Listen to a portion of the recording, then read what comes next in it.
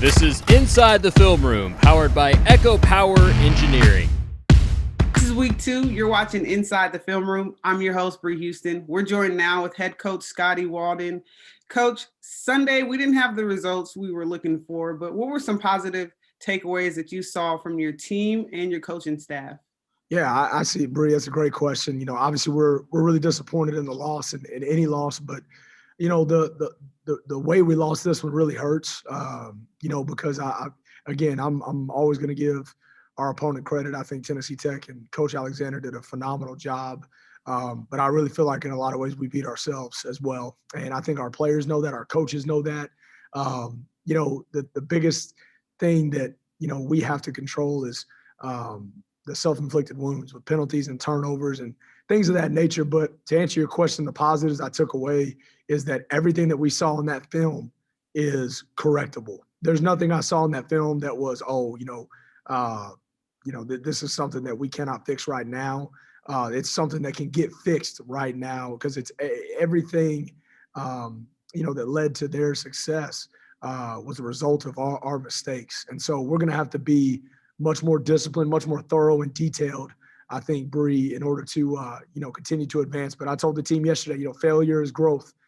Failure is not final. And so failure is growth. So we're going to grow from this, learn from this, and we're going to get better this week.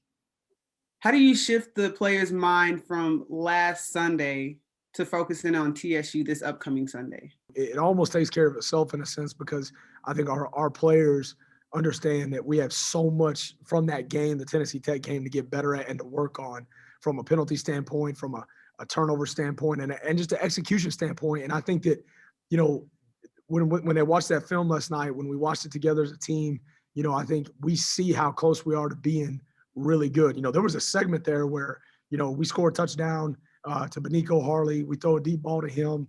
And then we come back and we kick it off through the back of the end zone. Our Bastogne team, which is our kickoff team, runs through the back of the end zone.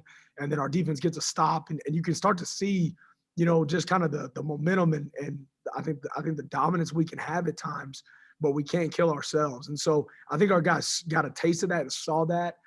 We saw how good we can be at times, but we have to be more consistent and more detail-oriented. And I think that all those things are going to allow our guys to just focus on,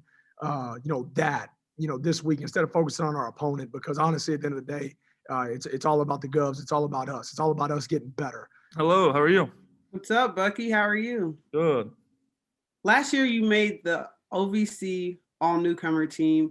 How will you use that success from last year to help you be successful this season? I mean, being a part of the newcomer team, it was nice, but I felt like I should have been an all-conference guy with the performance that I played with. I think I played well enough to make first or second team all-conference, so that's what I strive for when I go out to practice. I try to be the best player that I can be and know that I'm an all-conference guy, and I try to perform like that week in and week out. So we want to know, do you have any locker room pet peeves? Locker room pet peeves for me is when people leave their tape in front of their locker. Like after practice, they come in and cut their tape off and they just leave it there.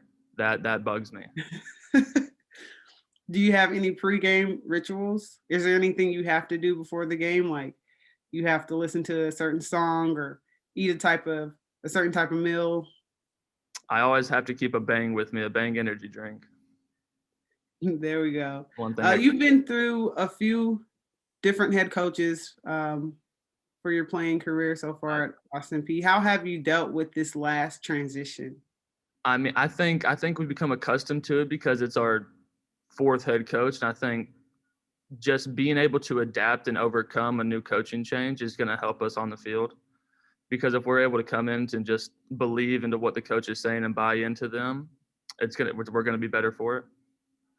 And I think going through that before has just helped us with this change as well.